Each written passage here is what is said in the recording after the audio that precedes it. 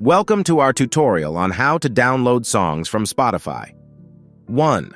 Open your Spotify app. 2. You can download songs albums or playlist from Spotify to listen to offline.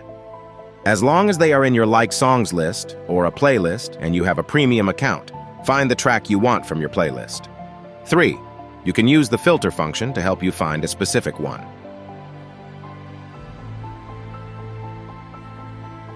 4.